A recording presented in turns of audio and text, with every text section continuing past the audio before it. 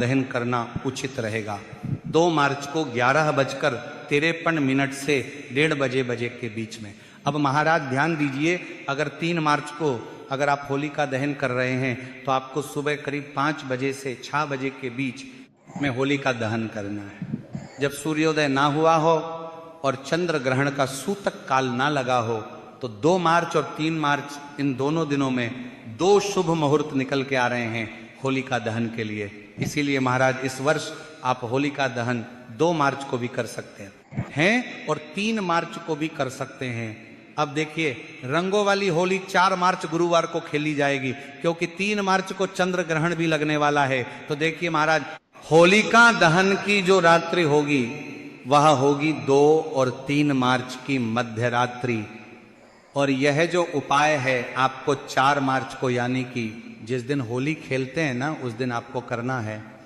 तो देखिए महाराज, सबसे पहला जो उपाय है आपको क्या करना है, 2 मार्च की रात्रि में या 3 मार्च की सुबह में, जब भी आपके वहां होलिका दहन हो या आपके घर के जो भी नजदीक है वहां पर आपको जाना है और जहां पर भी दहन हो रहा है उसे अपनी आंखों से देखना है और दहन के वहां पर आपको प्रार्थना करनी है कि कल यानी कि 4 मार्च को गुरुवार के दिन मैं आऊंगा और ये होलिका की राख में लेकर के जाऊंगा जो मेरे घर से, मेरे जीवन से नकारात्मक शक्तियों को दूर करेगी। ऐसी आपको होलिका दहन के समय अपने मन ही मन प्रार्थना करनी है। तो महाराज, आपको अपनी आंखों से होलिका को जलते हुए देखना है और उसके बाद 4 तारीख को सुबह आपको 8 बजे के पहले होलिका की थोड़ी सी राख अपने घर लेकर के आनी है और होलिका की राख जब पूर्ण रूप से ठंडी हो जाए तभी आपको ये राख लेकर के आना है और इसके उपाय करने हैं। आपको ऐसा नहीं करना है कि जैसे ही होलिका दहन हुआ और आपने उसकी राख ले ली,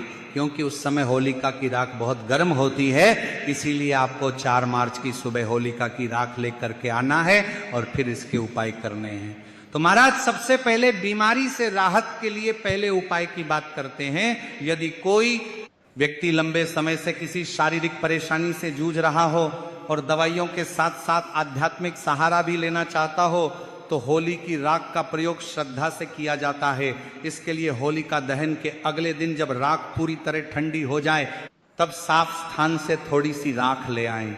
उस राख को एक स्वच्छ डिब्बी में सुरक्षित रखें। जब प्रयोग करना हो तब स्नान से पहले एक कटोरी में थोड़ा स्वच्छ जल लें और उसमें 1 चुटकी राख मिलाएं। फिर उस मिश्रण को हाथ से हल्के हल्के पूरे शरीर पर या जहां तकलीफ हो वहां लगाएं। लगाते समय ईश्वर का स्मरण करें और अच्छे स्वास्थ्य की प्रार्थना करें। यदि आप चाहें तो अपने स्नान वाले जल में 1 चुटकी होली की राख मिलाकर उससे भी स्नान कर सकते हैं। यह प्रक्रिया 2 या 3 बार आपको करना है।